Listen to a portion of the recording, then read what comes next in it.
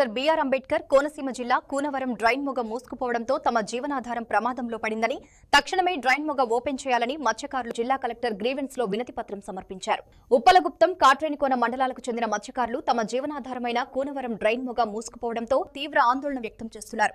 ఈ డ్రైన్ మొగ మూసుకుపోవడంతో చేపల వేట పూర్తిగా నిలిచిపోయిందని, తమ కుటుంబాల జీవనం ప్రశ్నార్థకంగా మారిందని మత్స్యకారులు తెలిపారు. ఉప్పలగుప్తం కాట్రేనికోన మండలాలకు చెందిన సుమారు 20,000 మంది మత్స్యకారులు చేపల వేటపైనే ఆధారపడి జీవనం సాగిస్తున్నారని పేర్కొన్నారు.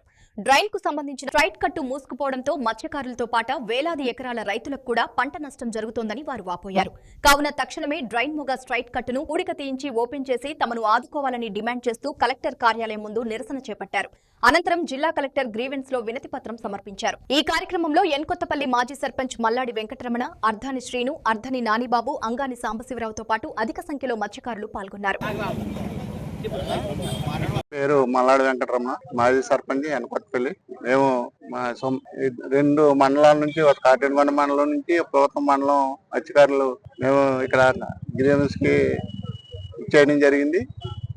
మాకు మత్స్యకారులందరికీ కూడా ఈ మొగ ఏదైతే స్ట్రైట్ కట్ ఉందో దాన్ని ఓపెన్ చేయని కారణంగా మా మత్స్యకారుల ఉపాధి దెబ్బతింటుంది. దాని గురించి డిఆర్ఓ గారిని, కలెక్టర్ గారిని మొగ తెరిపించవలసిందిగా కోరటానికి మొత్తం అందరూ కూడా వచ్చింది.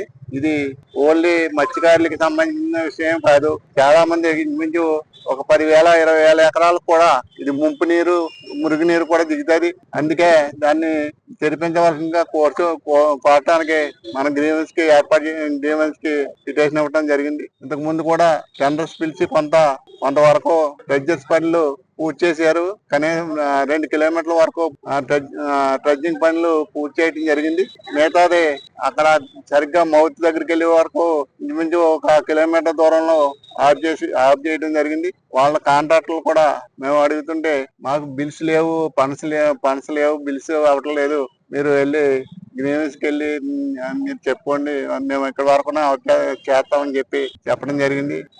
అవి అందరం కూడా మేము ఆ కిలోమీటర్ మొగనే ఓపెన్ చేస్తే ఇటు మత్స్యకారులకి అటు రైతులకు కూడా, మత్స్యకారులకు ఉపాధి, అలాగే రైతులకు కూడా మురుగునీరు, ముంపు నీరు కూడా దిగడానికి ఆస్కారం ఉంది. కాబట్టి వెంటనే ఆ మొగని సైడ్ కట్ని వెంటనే తెరిపించి మత్స్యకారులకి అలాగే రైతులకు కూడా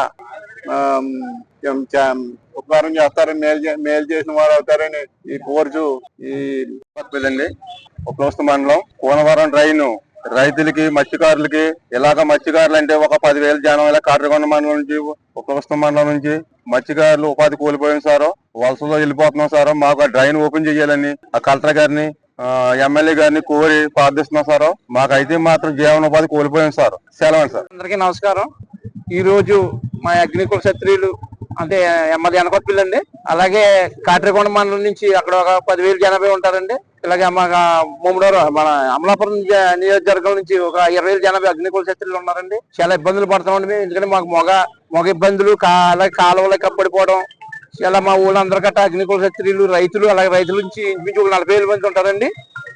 వాళ్ళు గట్ట పాపం రైతులు గట్ట మాకు డ్రైనేజీ, మాతో పాటు వాళ్ళు గట్ట డ్రైనేజీ మొగలు తొమ్మని వాళ్ళు గట్ట డిమాండ్లు చేస్తున్నారండి. అలాగే మా బాధను అర్థం చేసుకుంటే మేము చాలా ఇబ్బందుల్లో ఉన్నామండి. మామూలు ఇబ్బందులు లేవు. అలాగే తిసరమేనం ఇబ్బందులు చాలా ఉన్నాయండి.